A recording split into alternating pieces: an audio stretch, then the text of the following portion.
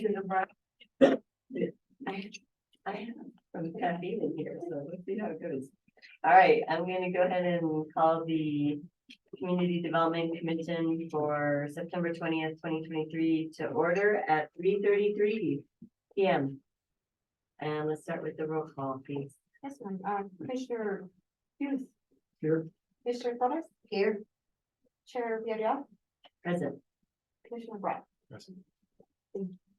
And we have a quorum, so the other thing is that Commissioner Padilla is excused. And Commissioner Watkins may be arriving late, as well as Commissioner Kenny Geyer. So, but we do have a quorum, so we'll go ahead and move forward. We will go to the approval of the agenda. Are there any changes from staff? No changes from staff, Madam Chair. Any changes from commissioners? No. Welcome. Welcome, you just started. So any changes from commissioners? Seeing none. Can you get a move to approve the agenda? Okay. We have a motion and second. All in favor, since we're all together, and there's no Zoom, say aye. Aye. Roll call. All right, moving on to the approval of the minutes from August 23rd, 2023. Are there any changes from staff? No changes from staff, Madam Chair. Are there any? One, Yes. I think I noticed in one spot, instead of ballot, it said ballet. Yeah. So we probably were- Yeah. Make sure Can you that's. say where that was? Do you remember? Yeah. I'll track it down. Okay. Yeah, Michelle, I'd like to postpone approval of this until next time. I talked to Tony by email about this. This, there's one item where you're just saying, here's the item we approved it, or a transcript. This is leaning towards transcripts. I'd like to see if we can refine it a bit without being too succinct. That's Can you okay. say more about that? Like, Well, the word I was in there, for instance, it was, and it didn't say who it was. That's an example I think of. I never looked at it 2 days, but. Or like a bulleted overview. Yeah, that would be my preference. versus verbatim, is that what you mean? Right. Okay. I think Tony does a great job with that. We don't have to have, it's not required to do verbatim minutes. It's basically what we actually can capture. I actually like it for me, just because I can read and review what we said. So maybe there's like a middle ground of Yeah. like the actions we take, and then also just like some of the highlights of discussion. Right. Are you saying without saying specifically who said it, or just like, how- It would what be do you- fine with, but who said it? Okay, were there sections that didn't say who said it and? It Okay, wasn't clear. got it, That's okay, not like the postponed. okay, Can I put suggestion? So one of the boards I'm on has notes. And then minutes, official minutes, which are public. And the notes are way more detailed like this, and the minutes are just which actions taken. It might be a way, and then we could have notes internally. I don't know how that works.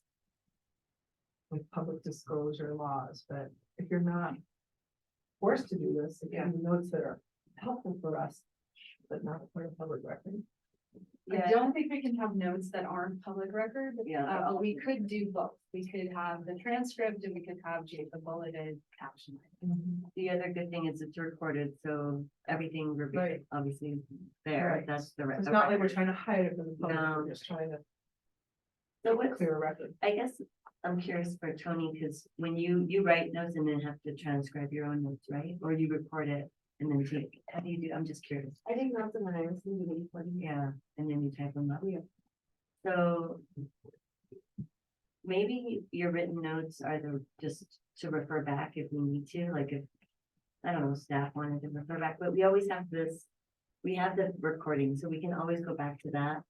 I'm thinking that maybe you just keep a record of all the basics that we have, like attendance, like when we start the meeting, attendance, the action items, and the vote, and who did the motions and second.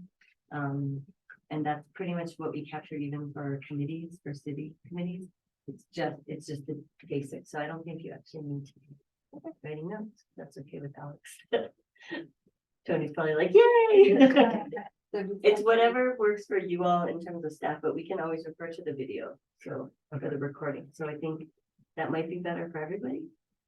So, thank you for that, and so in this case, do you still want to postpone and clean these these minutes up, and then we'll vote on them at the next one. Okay, so is that a motion? It is. All right, we have a motion and second, any other discussion? All right, all in favor, say aye. I, Alright, get used to that. Any opposed? All right. Motion passes. No executive, oops, sorry, no executive session. So we're on to item 6, discussion agenda. We have 6A, request exception, sorry. Request exception to the terms of the Santa Fe Homes Program lien that require primary residence on the basis of hardship. Pass it on to Director Ladd. Thank you. So, I'm gonna pull this up. So Ms. Gallardo's request is the first one on the agenda. That's right. Is that right? So I think her note to the commission says it all.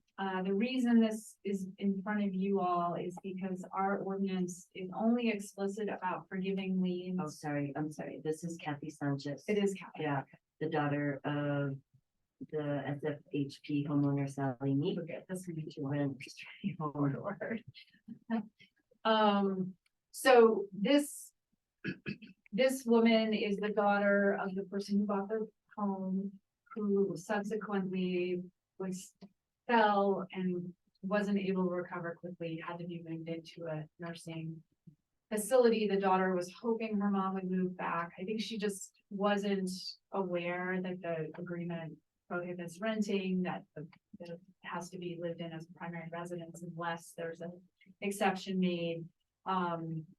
So she is also in conversation with the current tenant who is income qualified and could buy it as a resale under the program and have the benefit of that lien, affordability lien.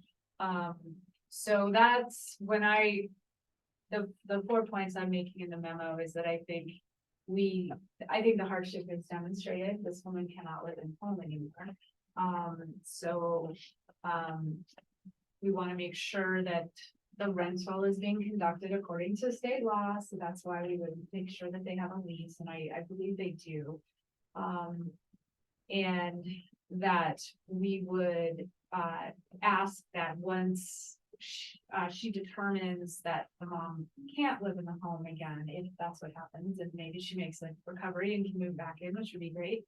But if she can't, that she initiates the resale process to this tenant. And if the tenant ends up not being able to buy it, that she would go through all of the other restrictions that come with these liens. So for 60 days, can't go under contract with a market buyer, has to try to find an income qualified buyer. Does, just curious if you could tell us if Kathy Sanchez has to pay anything back? If there's any financial obligation once if there's a No. transfer that occurs? Well, so it's like any other liability on the home. So if her mother can't move back in and she sells the home, whatever the balance on that first mortgage has to get paid back. In this case, the lien, if the buyer is the tenant and if they are qualified, then the lien doesn't get paid back. It just gets released on the seller side and put in place on the buyer's side. So it really doesn't affect her financial, the proceeds from the sale at all, because it's what the equity earned in that home is the increase in value and the principal that's been paid off. And that it's not affected by the lien in any way. It never really existed on the seller side. It's only capturing the difference between what the subsidized price was and the market value was.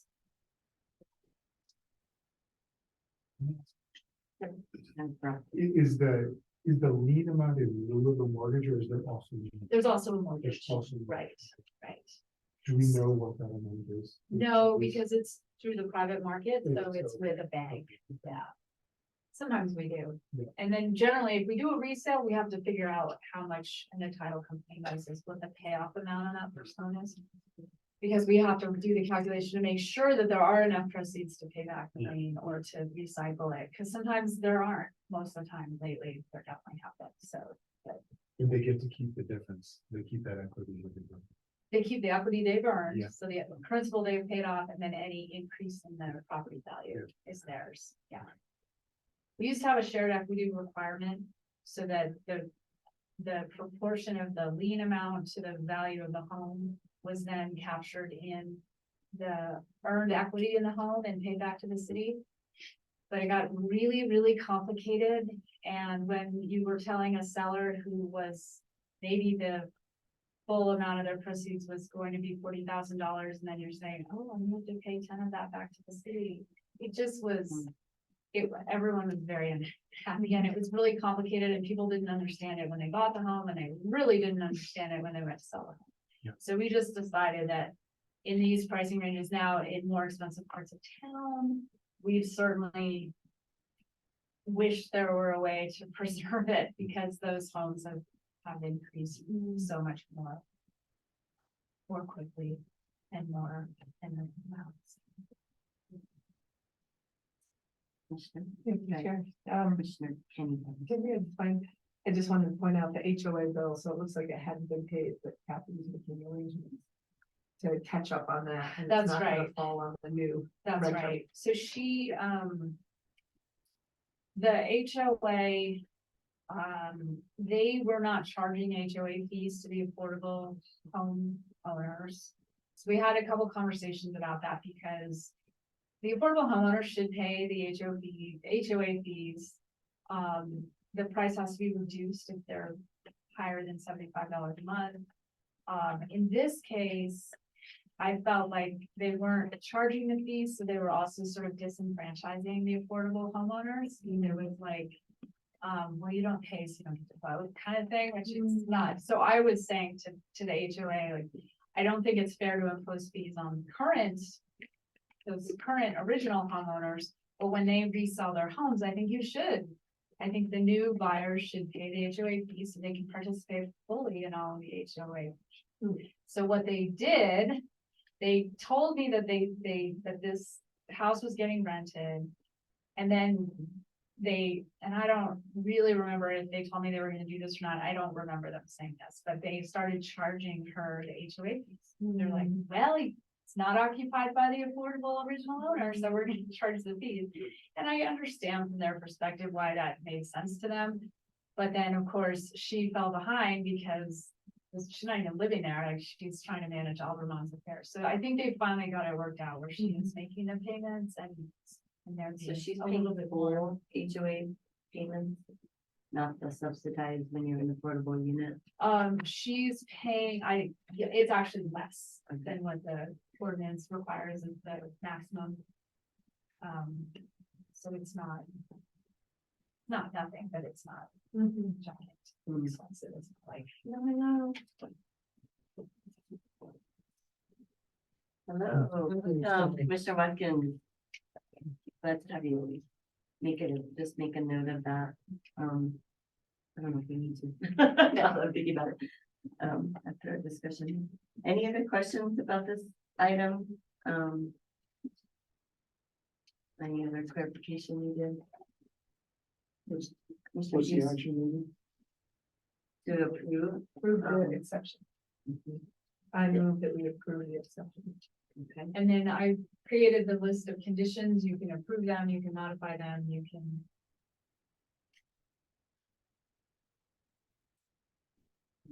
These are,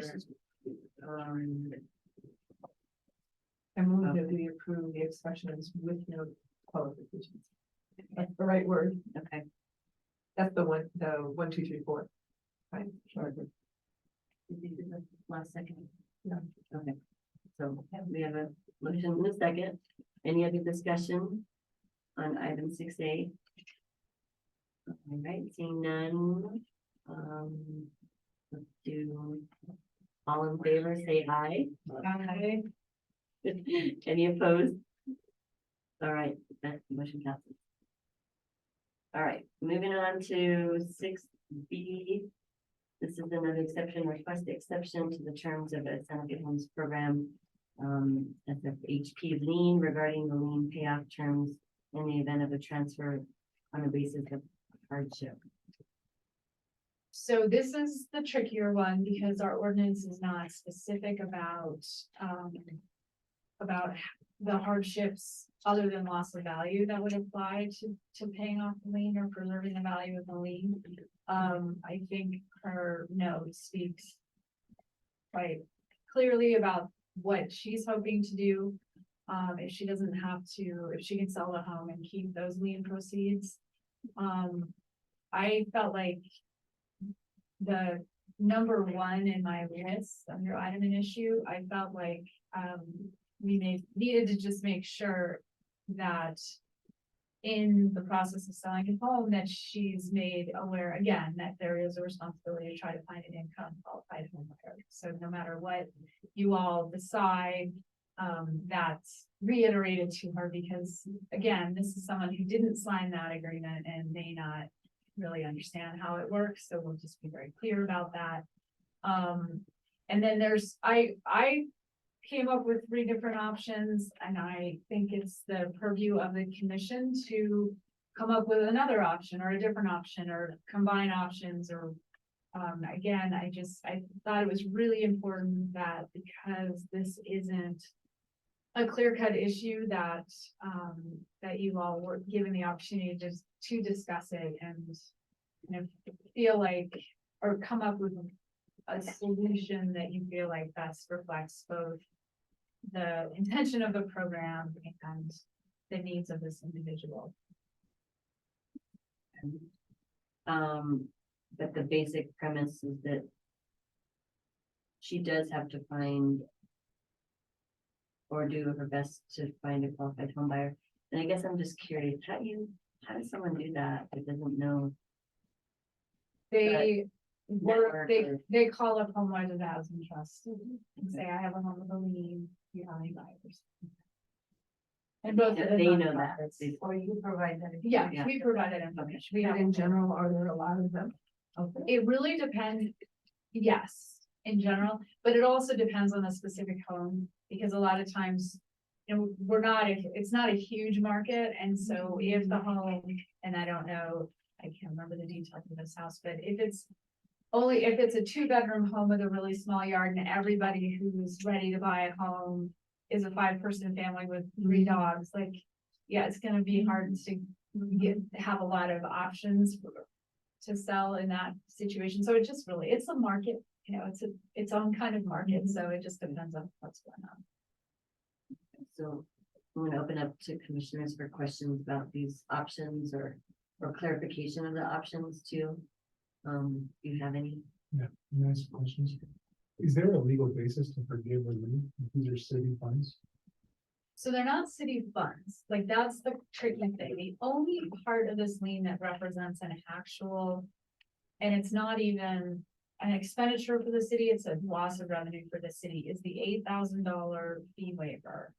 So when that developer built that house, the city said, you don't have to pay your building permit fees, you don't have to pay utility expansion charges, you don't have to pay application fees, you don't have to pay your capital impact fees are reduced for those affordable homes. So that represents an actual loss of revenue to the city, which is why I called that number out. The other number I called out in the other option is $10,000, because we do have language in our ordinance that says if an affordability lien, so the difference between the market value and the subsidized sales price, and why I say it doesn't have cash. It only has cash value if the home is sold, but it doesn't represent cash, if that makes sense. It's just an affordability control. But we do have language in our ordinance that if that affordability difference between the market value and the subsidized sales price is less than $10,000, then we wouldn't bother setting up a $10,000 or less lien. We just wouldn't do that. So I thought, well, that could be we could just say, okay, we're not gonna, we wouldn't set up a $10,000 lien, so on this condition of hardship, we'll just let that 10,000 be part of this grandmother's proceeds. But again, this is not a situation we've come across, and so these options are really just what I was coming up with that could be fair, and I again invite you to modify as needed. I have a question. Have you consulted with the city attorney on any issues related to a vote that we would take one way or another on the options? I have not,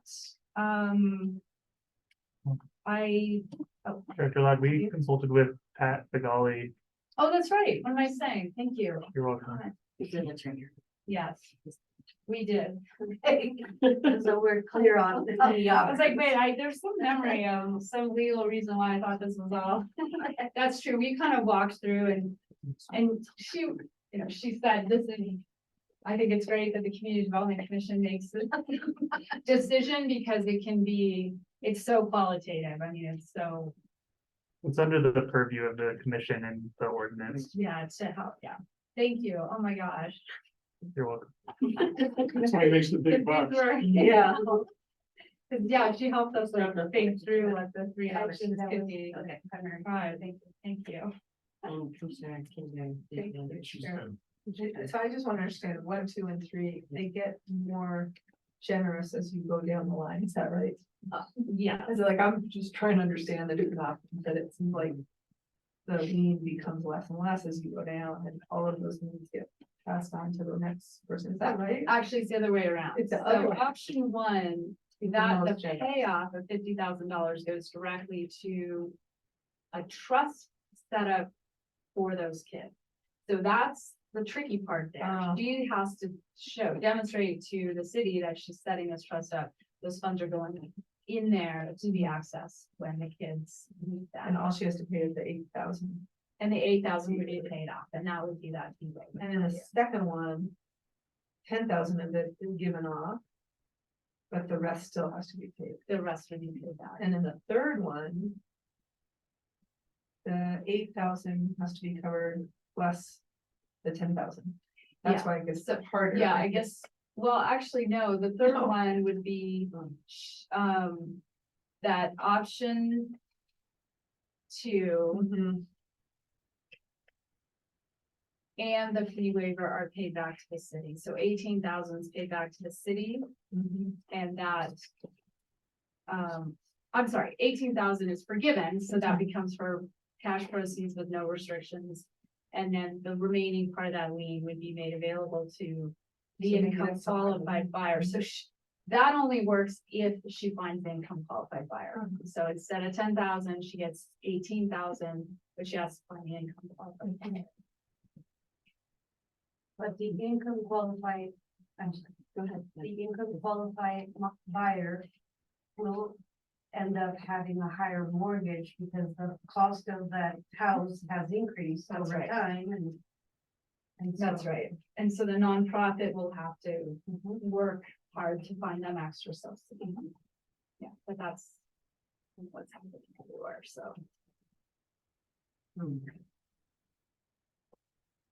That's right. I was trying to be I was trying to really incentivize. You're gonna sell it, but if you sell it to an income qualified home buyer, you Yeah. get an extra I like that. extra cash. You get extra cash. Right. So she gets to keep And that's 18. the number 3. That's the That's option. the option three. And another question, please. How is the city gonna ensure that the trust fund is for the kids? And is there like a restriction or is there any need? What if the kid wants an Xbox or? So, yeah, that's a great question. We would write the terms of the trust into the lien, the release of lien. And once, I think all we would need to do is see the documents from the financial institution that it's been set up and that that we would know that the payoff through the title company, because that would be part of the lien release terms would go into that account. I would not want to get involved in any of those details about like Yeah, well, new shoes are okay, but, you know, like that's, she would need to set that up with the financial institution and follow kind of the standard practice there. And they would be able to access that when they're 18. I don't know how trusts work, so that's That's how something that it works. it does, yeah. Yeah, because what if there's a medical emergency for one of those children and they need, you know, they might not have Medicaid and this is the only money available, you know, to help with that. Is it gonna be divided equally among the three, or does it matter who needs it and then that's how it's used? So, So based on your questions, what are you suggesting? well, I think that we shouldn't worry about the minutia, it's somebody else's problem at this point, but I think it is important that, that if the purpose is for the kids to have something from their mom, that does happen. Well, my opinion, just for the next discussion, thank you. I was actually leaning toward the three, I feel like we're about housing. There may be other agencies out there that can help with the kids, and certainly the story is very compelling about them. But I also feel like there's a little bit of mission creep for us. And if three is the one that really incentivizes to the greatest degree, turning it over to another income eligible family for housing.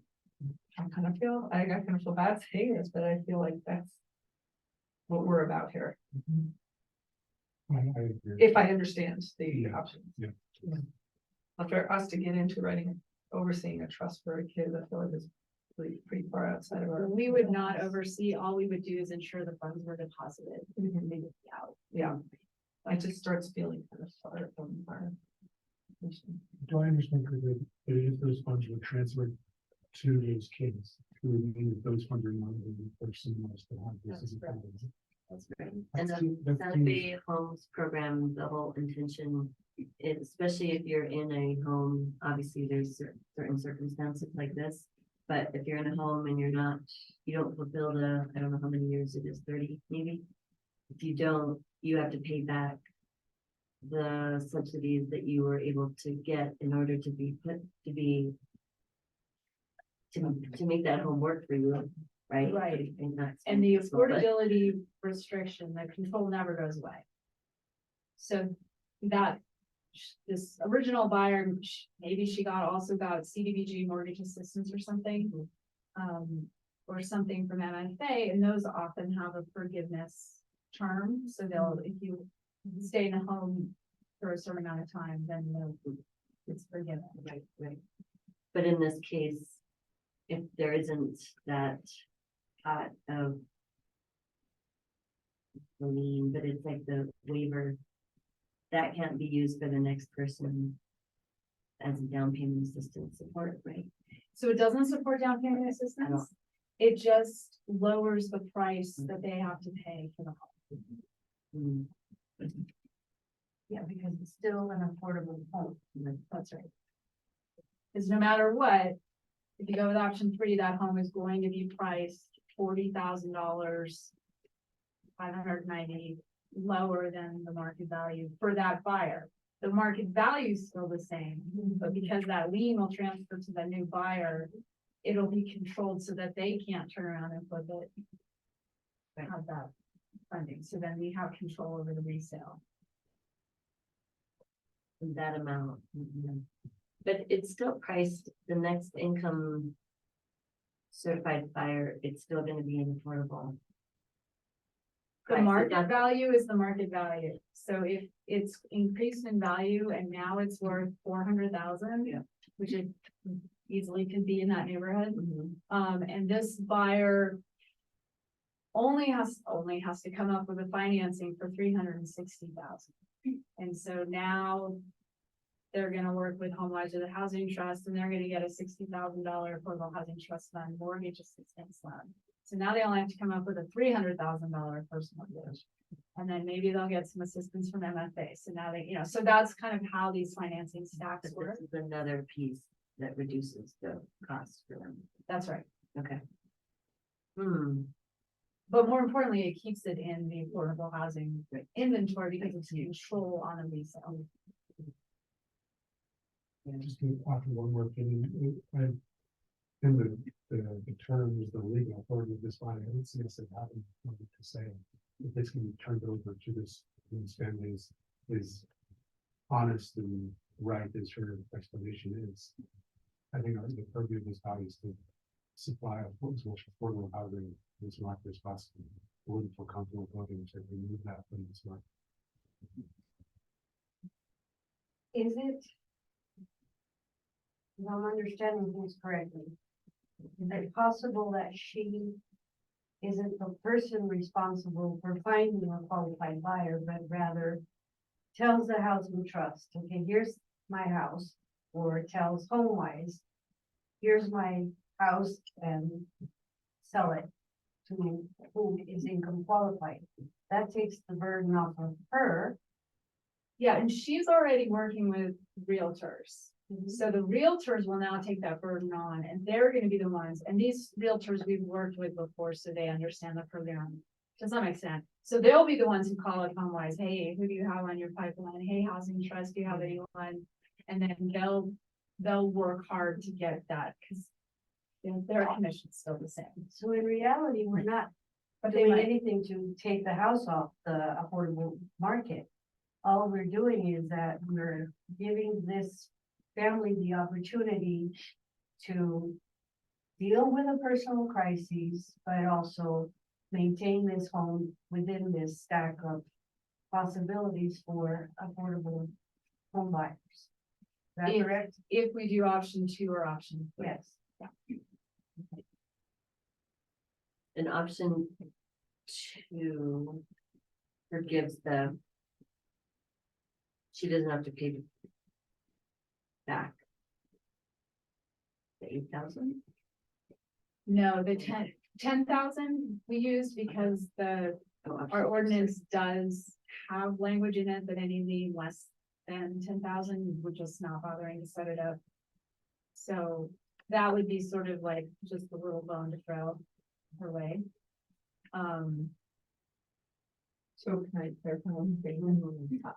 With option 2 and 3, keep it in the affordable housing bucket. Option 3 is a little bit more generous to her because it incentivizes her to find someone. Is that right? That's right.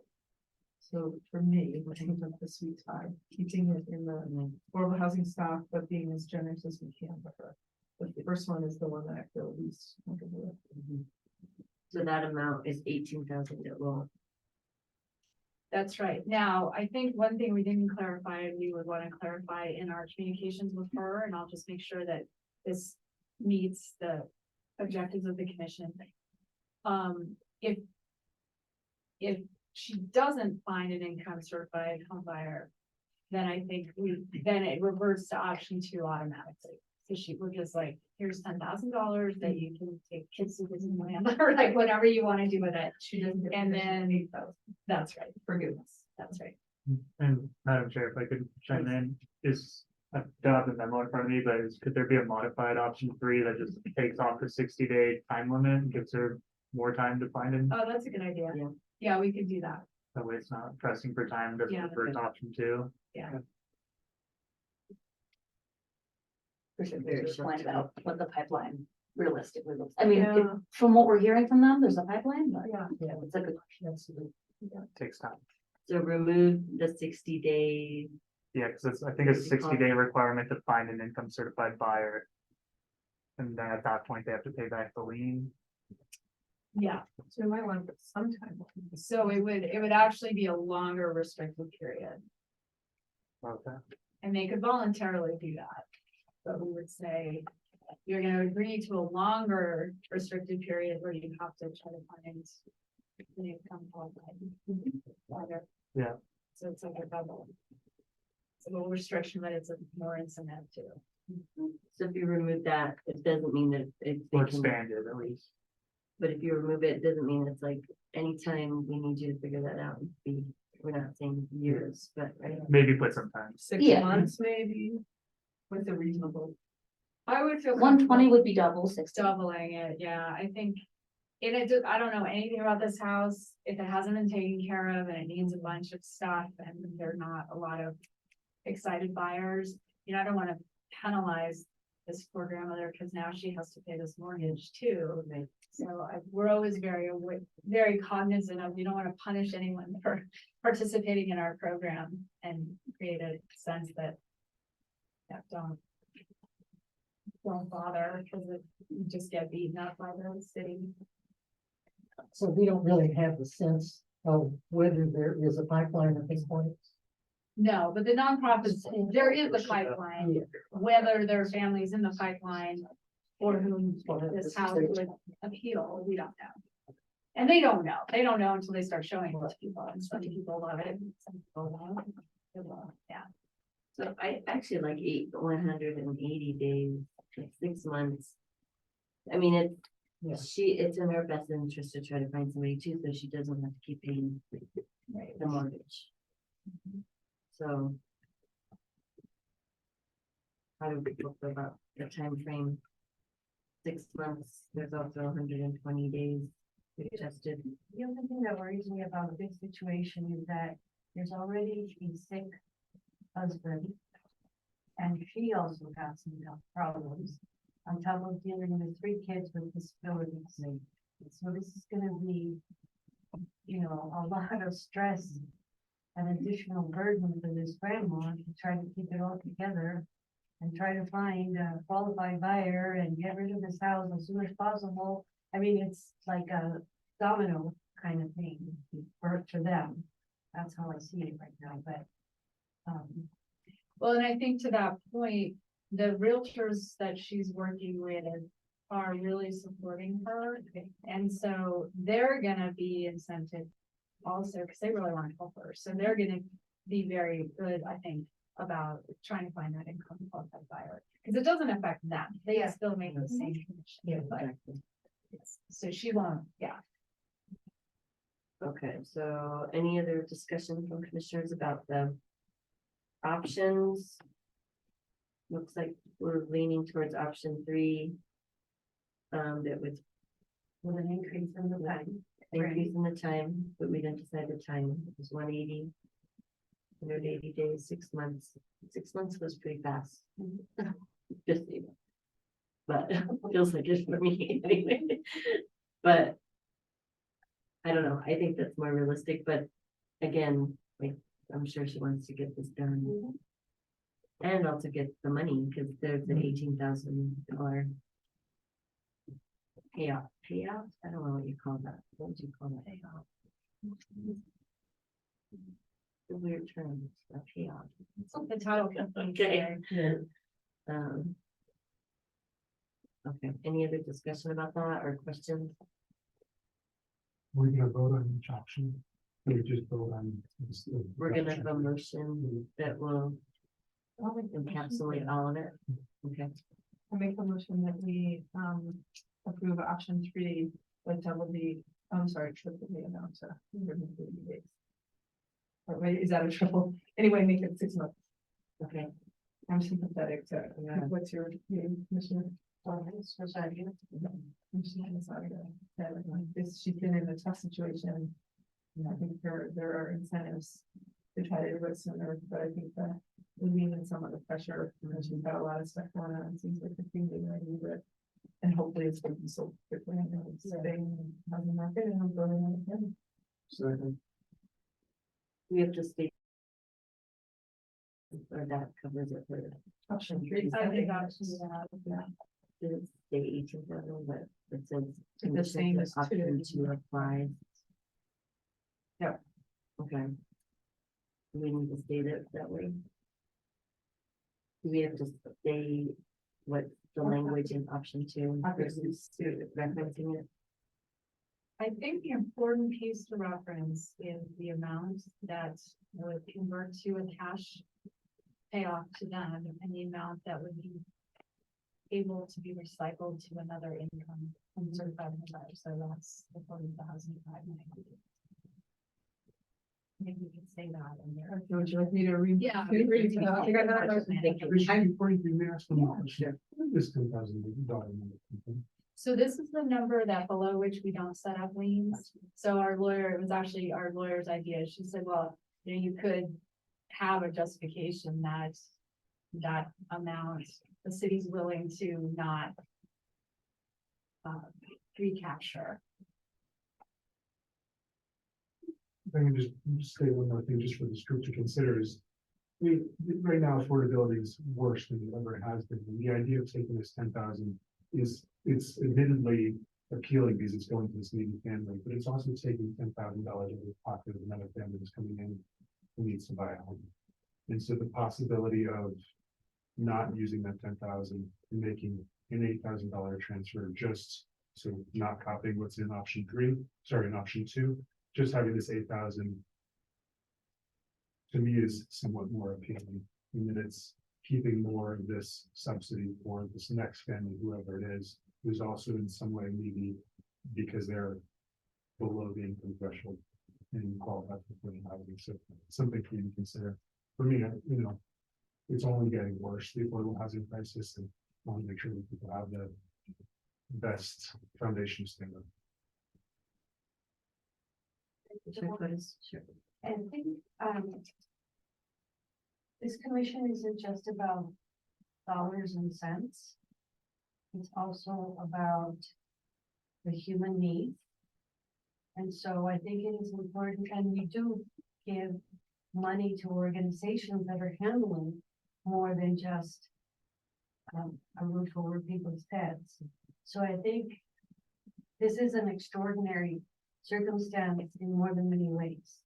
And so it's important to keep in mind that we shouldn't just think of amounts of money that are available or are being lost, because I don't see it that way. While I do know what the commission's purpose is, but this is an extremely out of the ordinary situation. And if this is a way to help a family, I think we need to put the human side of things into this decision as well.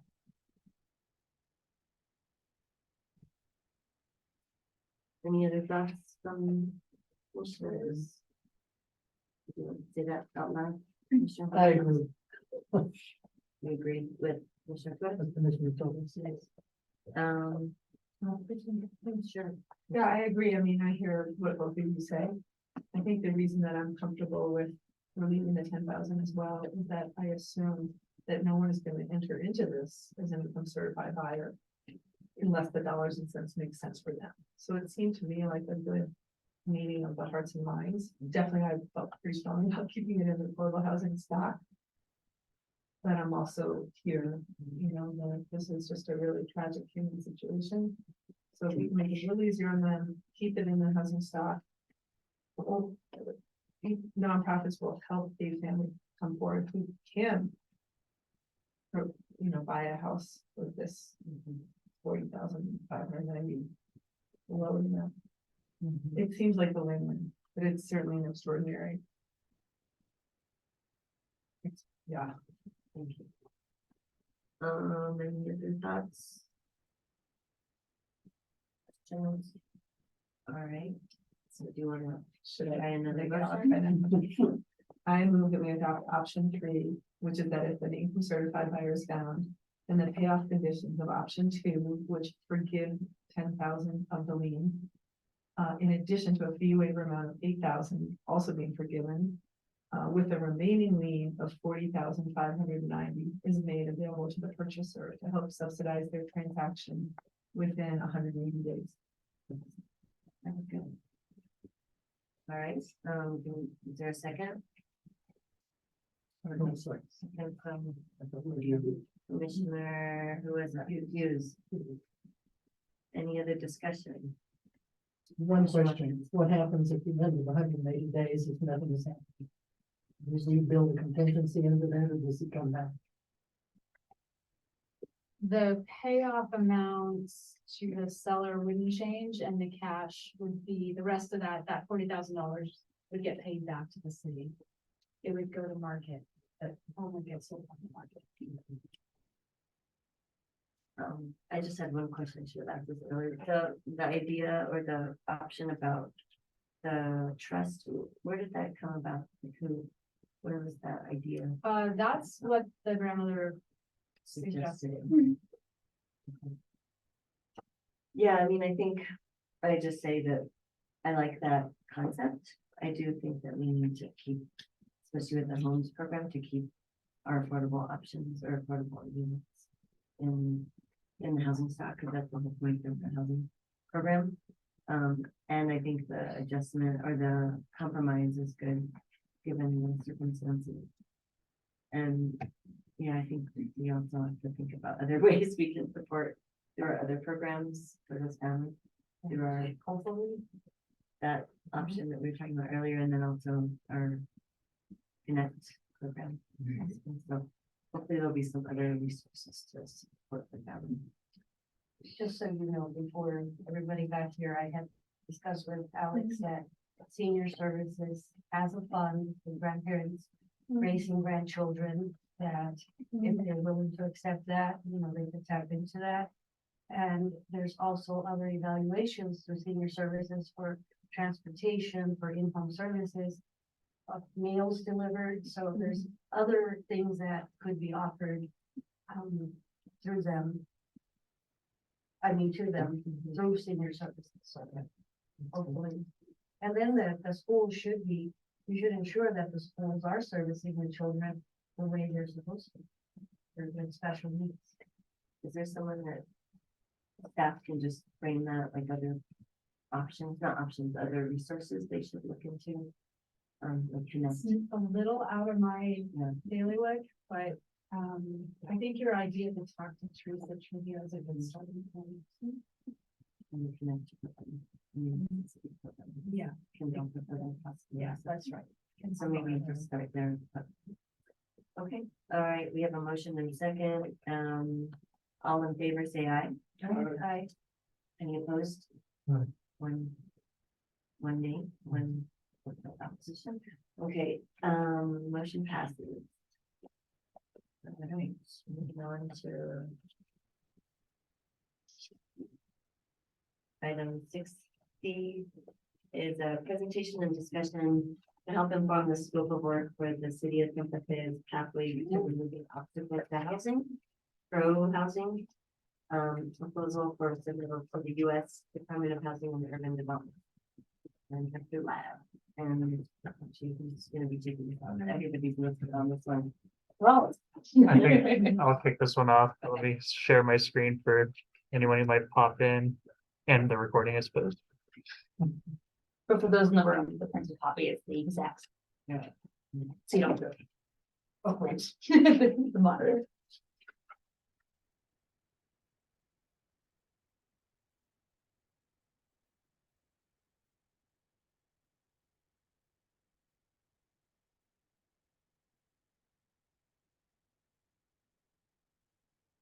Let's slow the time. There we go. There we go. Okay.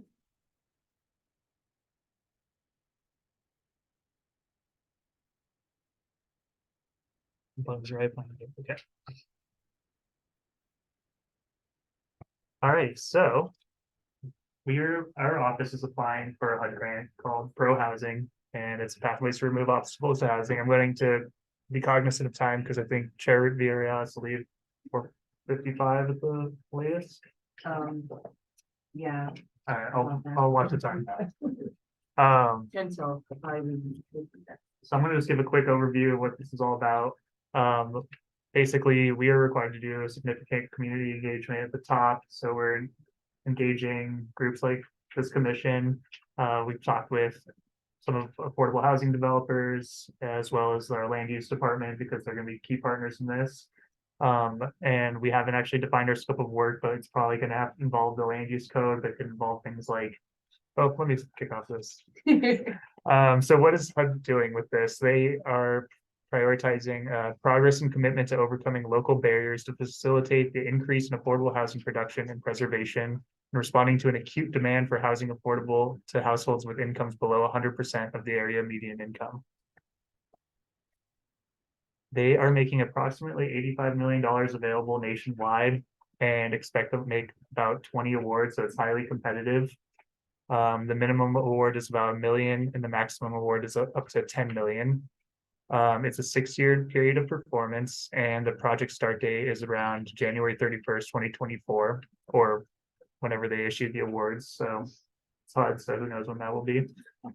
The project end date is September 30th, 2029, and our applications have to be in on October 30th, 2023, so we're moving pretty quick on this one.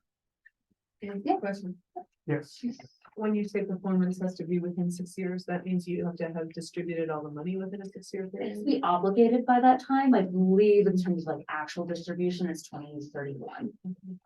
But generally speaking, we're thinking if we were to be lucky and to get this grant, obligating by 2029. And I'm sure there's like a reporting factor of that period. Yeah, there's, Everybody knows you, Oh. because I think that we had some commissioners that were. I was just, yeah, I was Around, probably a so- floating Zoom. I'm Florence. I've recently started within the office about a month ago, maybe 5 weeks ago. And then as Cody's walking through this grant, it's just a short time frame. I mean, we also want as many stakeholders as possible. So we understand what we're asking of you is a lot. But I know for me, part of why when I found this and I got excited was, oh, great, this is a great learning opportunity to find out what are the barriers to affordable housing here in Santa Fe, even if we can't get it, at least to quantify it. Not to say you guys have done, I mean, I've read a lot, you guys have done a lot of research, a lot of reports on what a lot of the challenges are, but hopefully this is a concrete way of getting to it. And my eventual focus will be workforce housing and I'll be here for 2 years. Apologies, she's been hitting the ground running, so it feels like she's been part of the team for a while. Yeah, so basically what we're trying to do here is engage you guys, get your expertise and help inform the scope of work of the proposal we plan to submit next month. Oh, and then I don't think I said this, but in part of the application process is a 15-day public comment period. So we'll have to have the actual draft proposal done even sooner, and that's culminated by a public hearing. So we're moving extra quick. The activities that are eligible are planning and policy activities to remove regulatory barriers to housing production. So this is land use. It times really well with the land use code rewrite. Housing development activities, and HUD is waiving the no new construction. So this can actually be used for new construction. Infrastructure activities to benefit housing development or preservation, and preservation activities. So that's kind of what factors into that 1 to 10 million. There's a lot of options. They're definitely leaning more in the planning and policy. The way we see it right now, is we can, as long as it's coherent and it feels like clear, we can come up with a couple different things. Yeah, and I believe I sent that 2-pager, like quick summary with the memo. And I think what HUD's goal here is like, it's kind of well known in housing that land use code is a big impediment to creating affordable housing. So this is them Just about it. pretty much piloting these kind of, or like, Perfect time. yeah, exactly. So these are the rating factors. Need and soundness of approach are both at 35 points at each, and that's the higher rating. Capacity of the city to carry this out. Leverage, there's a leverage requirement that, It's not matching, it's the key thing.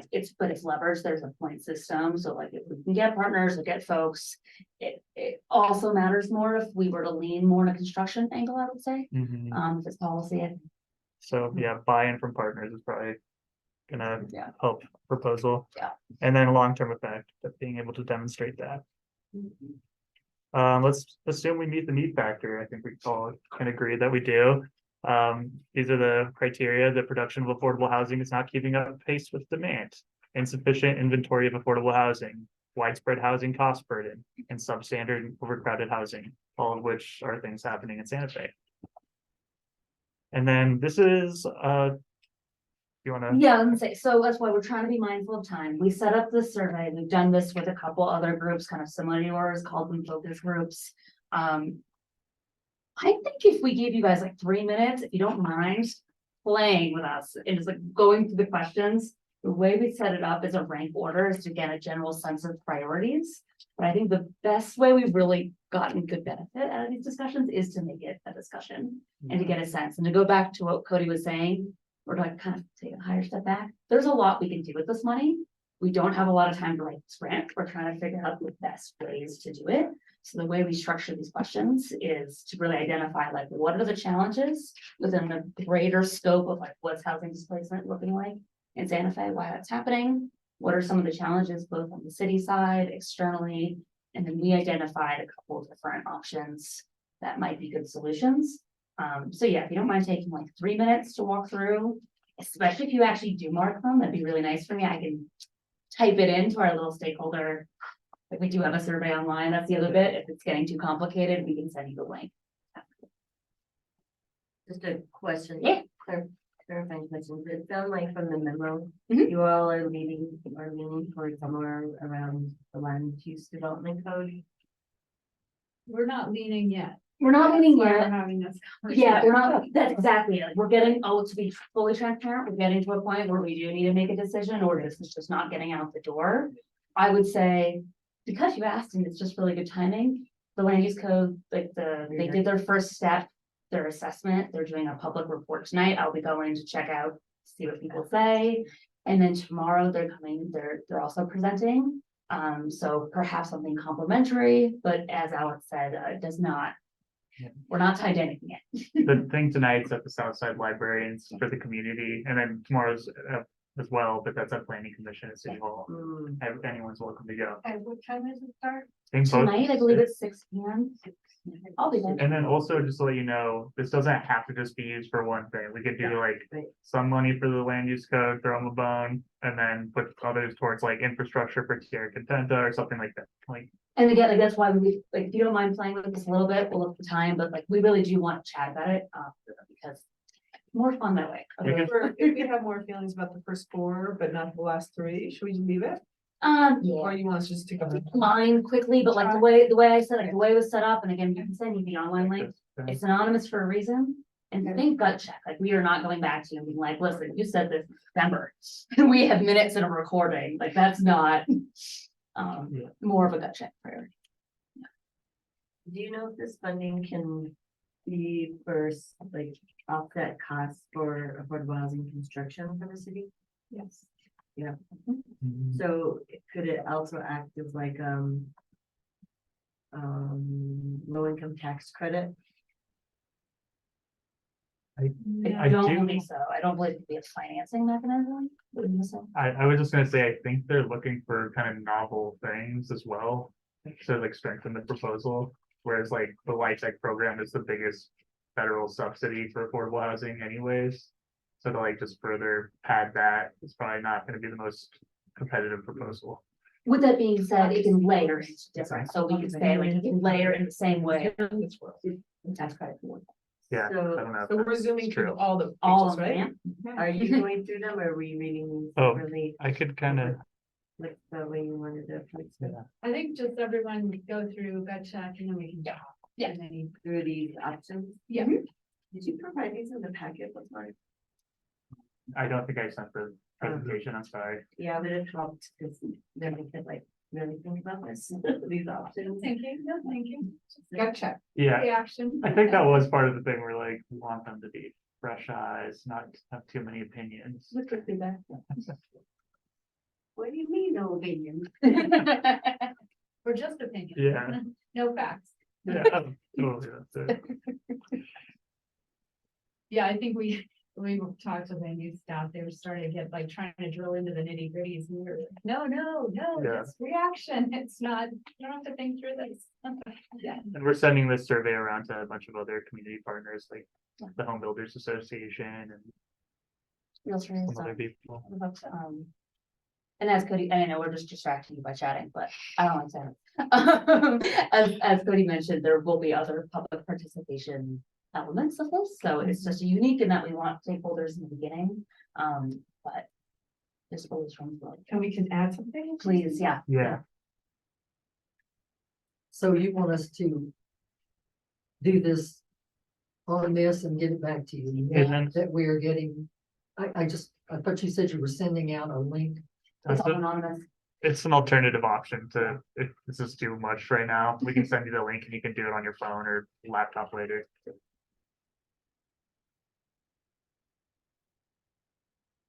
I would probably want to do it on the link, but. That's it's fine. good To read these. Yeah. Yeah. through and kind of That's fine. We could just have a discussion and then do the survey stuff later.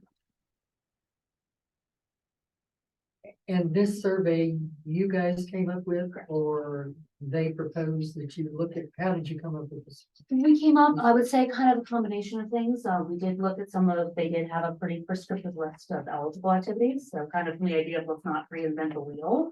I know from my standpoint, some of these were put from honestly, like, I'm saying it for a reason, you guys have come up with some really great reports on a lot of the challenges here. So trying to integrate, a lot of different areas. I think particularly in terms of setting it up on the one hand, city side, one hand external, recognizing that it's not driven from one side. The strategic plan that's coming down the pipe, we just got our land, I can't remember what it's called, land use impediments section back, which helps. Yeah. With the creation of this.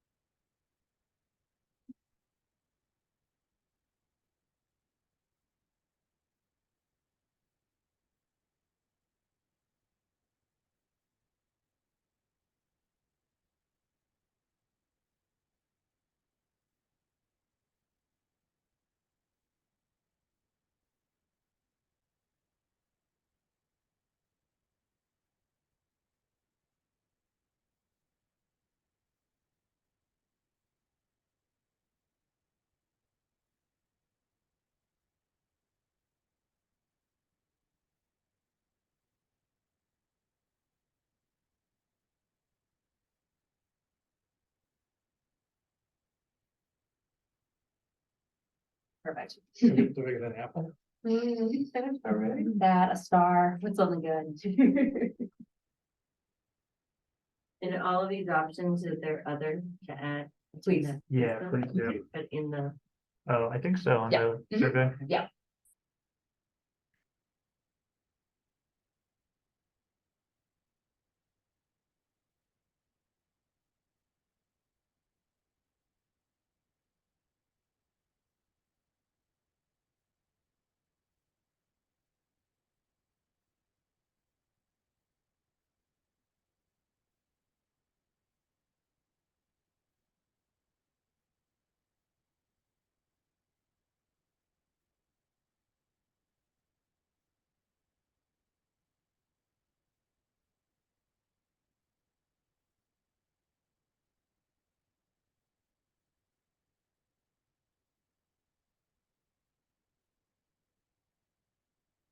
I think the questions about like housing production and the city's regulatory process, most, the general public wouldn't understand any of these. Sure. They'd only understand it if you're in the sector. I think it's kind of geared towards Yeah. people. At this stage, but Yeah. I don't know. However, how does community representation fit into this? Which are the people that will be most affected by availability or lack of affordable housing, so it's kind of like.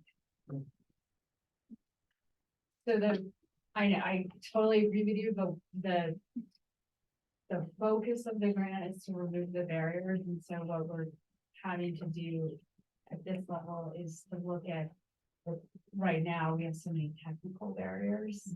And once we write the application, we have to do more outreach and have people review it, so then we can get a little bit more, a broader based community input on it. Yeah, but there might be community folks that have a very clear idea as to what their barriers are that. The developers or the providers or the construction people haven't even thought about because. They're not used to dealing with the community. No, I know what you're saying. There's different tiers. is Right. what I hear, Yeah, and I'm yeah. Trying to figure out. Because there's a lot of barriers for the construction and development sector. There's barriers to communities of low income. There's barriers to. A lot of different tiers, so I guess I'm trying to figure out. How you all could go so many different directions. And how would you know that? Well, that's Or- when we decided to really follow the language in the description of the grant, because we didn't want to get sort of off in a direction that HUD's not thinking about, and HUD doesn't do a great job of thinking about that. And so I think it is geared toward that more technical perspective at this stage, once we write the application. Once we can convince HUD to give us the money, then it gets real, and that's when we figure out within the constructs of what's eligible, how we want to use the funds specifically. I mean, we have to have a clear plan as we go in the application, but the actual realization of that benefit is gonna be a really different, I think, a different process. Yeah, different. So maybe the application is talking about different barriers for different stakeholders. And then they pick what you all get funded. Or, Yeah, it's not That works. clear to me if they read it and say, well, we like this part, so we'll fund that, but we don't want to. Or if they just say, well, you asked for $8 million and we're gonna give you 2 million. Yeah, there's a Then we little, decide, there's a little bit of both, like they do have a Yeah. sneaky sub question at one point where they say like, if you were to get half, what would you do? Which is true. They're already preparing you. for They're that. already preparing you for some prioritization, and I think part of it because of that range, and because as Cody described. They are waiving that you can do new construction. I think they want to give you that option, but as Alex said, we don't know if they're gonna make a full half or done, or. They come up with what they want, This is $80 million for the whole country. 85 for the whole country, so I did the math, it's like if they were to do equal for everyone, big if, it's a little over 4. So chances are, I would guesstimate, and I just should not in the business of it. If I were to guesstimate, I would assume a lot of people are getting 1 and 2, and then a couple of people are getting some out of park, that's like almost nothing. Yeah, well, Yeah, so are you looking at specific IDs? Yeah, if you have them, or if we want to start with like gut check of like, what this Yeah, my- experience was like, yeah, what angle you're leaning. I'm gonna go to pretty much, we used to redevelop St. Michael's Drive, 2015, 2016. Nothing's been built since. What stands in the way? And the city's waiving all kinds of stuff. From putting up 1,000 units. At St. Michael's Drive. That's right. That's a great question. Well, that's why I I'm serious, you want to specify, you know, this is a commercial area, how do you make it next to, pretty lot of people live in there. Well, I think that's a really good question, because we could do everything we wanted in the land use code, but and if we make all those changes and still nothing happens. And St. Mike's is giving, it's almost It's a real life it's a warning. example of, why do you think St. Mike's hasn't redeveloped, I given mean- the flexibility? If you look at where the Midtown Link is in general, like that's a quote. Yeah, Right? yeah. There are not many large parcels that are available there. That are available at a decent price for a developer to come in. Because it's an old office building that's still generating income for an owner. So the owner thinks that that building's gold. Because it has been for The keys acceptable with this, or it could be like this. right, but so there's this gap between, you know, the family who owns the little, you know, 1960s insurance building that's taking up this beautiful parcel and would otherwise be a valuable piece of land, you know, valuable part of the city. And he's got no incentive to sell it to a developer who wants to come in at $7 a square foot, which is what the developers are saying they can't pay more than $7 a square foot and make their rents pencil. So, I mean, this whole idea, we created the city created the idea of, we want development here, so let's put it on this corridor. But it wasn't really married with the commercial reality of, are there parcels there to be developed? And if there are parcels, there are parcels available at a decent price. So applying that to the whole city, would be very interesting. So how would that show up, response here? I mean, if we're me, I would go to the 20 most knowledgeable developers in town. And sit them down with like, whatever cajoling you have to do, because most of them have been sat down and asked questions about what's wrong with the process, like 10s or 20s of times, right? And so they're sick of being asked, what are the problems with the land use code? What are the problems with the permitting? What are the problems with entitlements? Because they've told the city in all the consultants so many times. So first and foremost, going and consolidating all of the reports that have been done and saying, I know you, sir, have said in the past that, entitlements to the process or entitlements are the biggest barrier. We need, a little bit more granularity so we know what part of the entitlements are really sticking, in your wheels, so that we can get this from a 2-year process to a 2-month process or whatever the goal is for the city. One of the recent meetings I mentioned, a developer in town who has units that were originally pro-forming for $180,000 is how much he was going to build per unit. Now they're $230,000. And the entitlement process isn't over. That's just him building, if he was building with the prices available by the contractor today. That difference, 100% is going to be passed on to the tenants.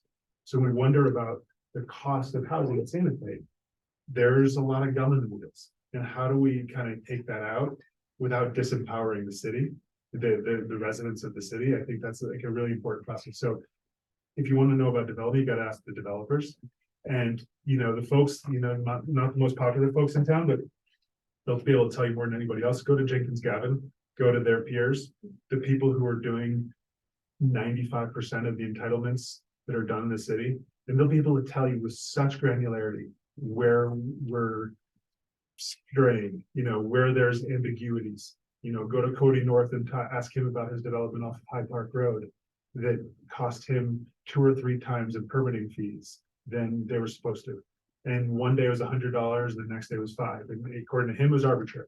Just as an example. Yeah. I shouldn't say that online, excuse me. But we've talked to him, and there are many, many, many developers who will say the same thing, that there's an arbitrary use of the law, that there's an anti-development sentiment, even by the city.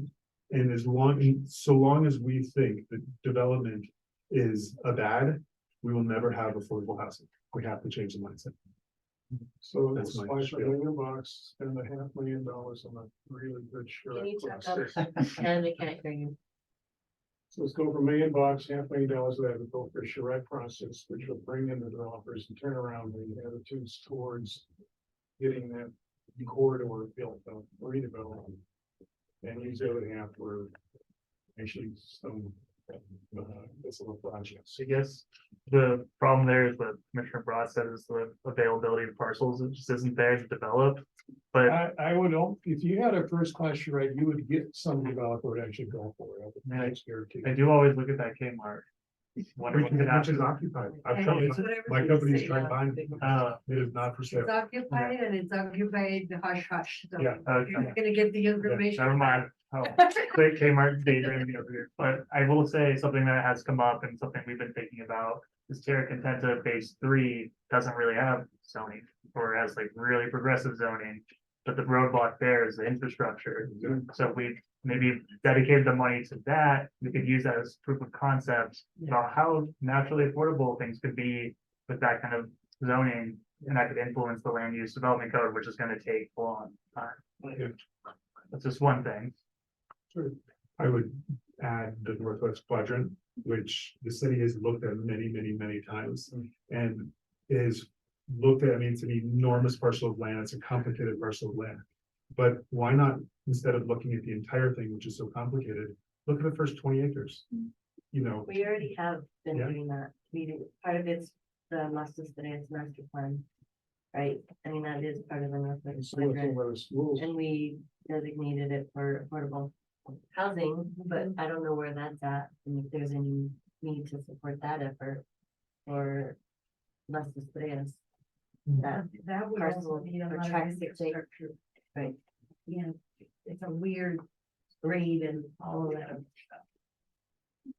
there's a part, the 6A that we, track 6A, that we designated that I think is probably the most, Easily accessible. yeah. it's accessible, but it's also, it doesn't, I mean, the terrain, we have to do some things, but I don't know if there's something that, I mean, I'm not opposed to the, what? Yeah, sorry, The infrastructure for phase 3. I'm just wondering if they want like tangible projects or things that are already in the works, or something brand new, like actually getting something off the ground to do a housing, land trust. Which we haven't figured out yet. Right. One clarification, I'm pretty certain that Northwest Quadrant is still, Los Esterios are separate, that they're separate legal entities and processes. They are, but there's a portion of it that is, maybe contiguous to what would be considered the Northwest Quadrant. I always thought that part of Los Estrellas, they consider that the Northwest Quadrant, part of it. That, Right, but I think Commissioner Broad's right, there are rules in place for the part that is part of Las Estrellas Right, right. and the Northwest and Northwest part hasn't been. Whereas the Los Estrellas is all master plan, Right. and Northwest Quadrant is not. I think that what HUD would be excited to see is something that could actually move the needle, that the funding would result in an action that would accomplish something. You know, rather than like a big, huge gesture where we're just sort of throwing a lot of pebbles into the pond, but we are throwing a big rock that create a smaller, it might be a smaller overall impact, but a more measurable outcome. But going back to like these points, And needs obviously there, and then we. yeah, need incentives, those are obviously the biggest ones, and that's why we say like so much of it is creating a coherent argument.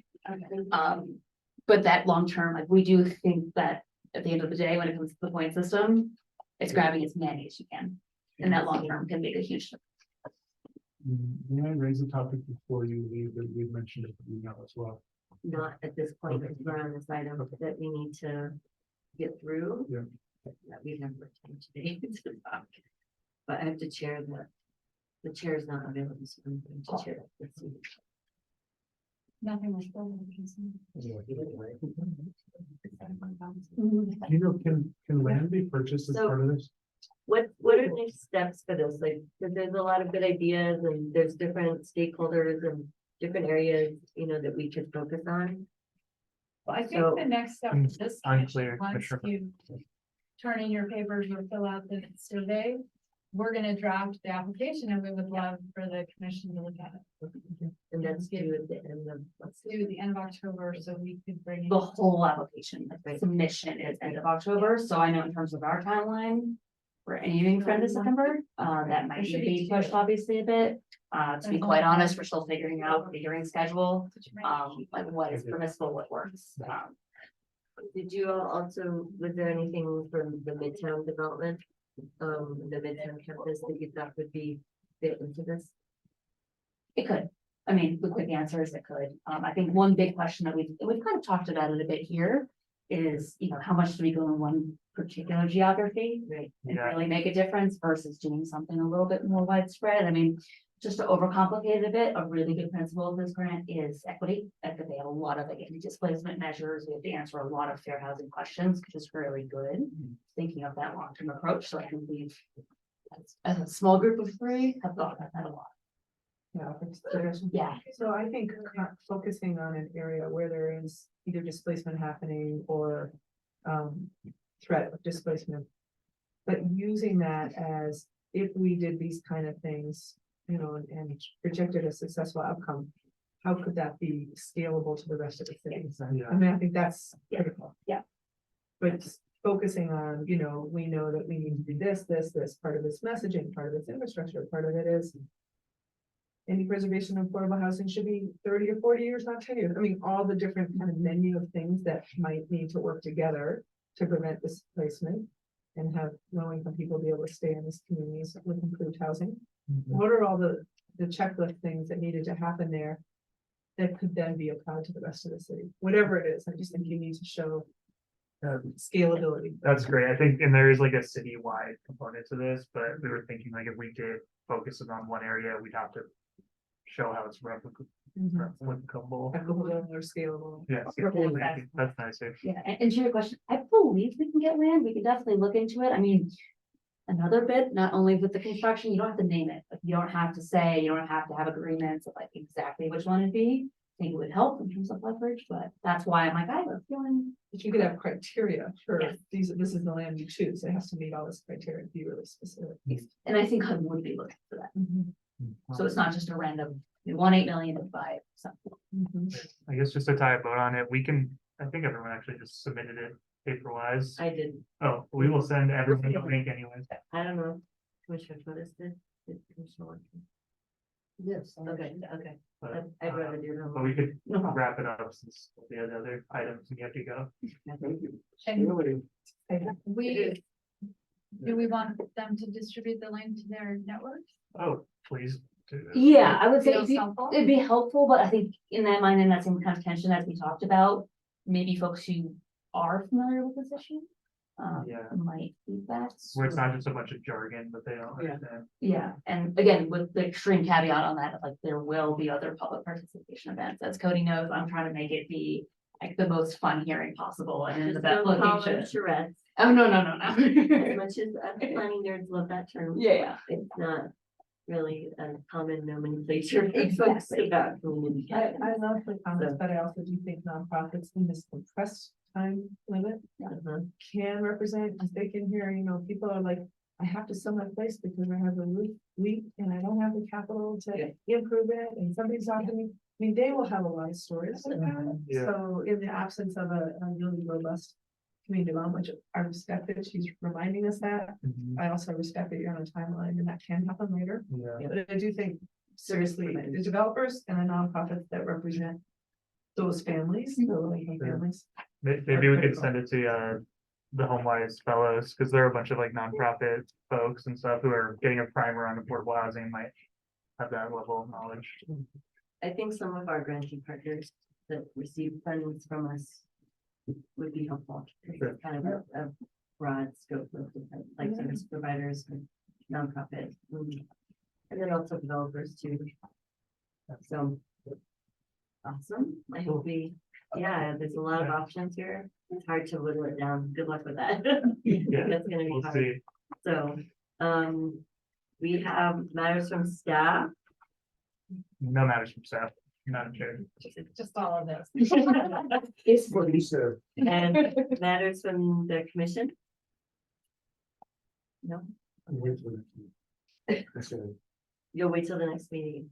so we can continue. Yeah, our conversation, yeah, the question that you threw out that I won't be able to answer, Yeah. but maybe you could just throw it out. so that The brief folks- question that I asked the council was, if the city, if we have any idea if within the access multifamily apartments are considered part of the taxable base. And the idea is clearly that they wouldn't be, but by New Mexico law, multifamily apartments are residential. So my feeling is that they'd be caught in the net and they would be inadvertently taxed. They will be taxed, I If found out. they would, Apartment complexes, if someone is going to sell an apartment complex, the next buyer will have to pay the excise tax. And I see your point about, well, they could just put it onto the renters, that's a possibility, but I also think that. It's my thought, because I was thinking about that there's a, they may de-incentivize the folks trying to sell apartment complexes multiple times, which has been happening too.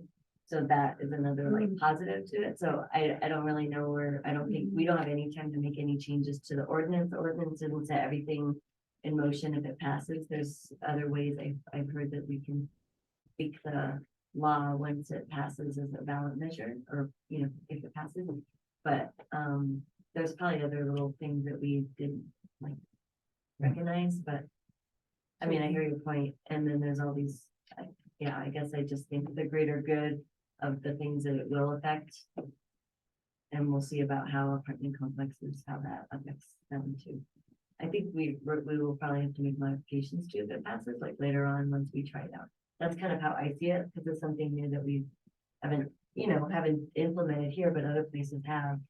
So that's kind of like what I was thinking about when you brought that up, because that didn't come up in the public hearing, but it is part of the excise tax. Thank you. Yeah. If there's anything else to stop, maybe you can talk to them about it. So the Yeah. New Mexico state law trumps like local zoning. This isn't multifamily commercial. Multifamilies by law residential. Thanks.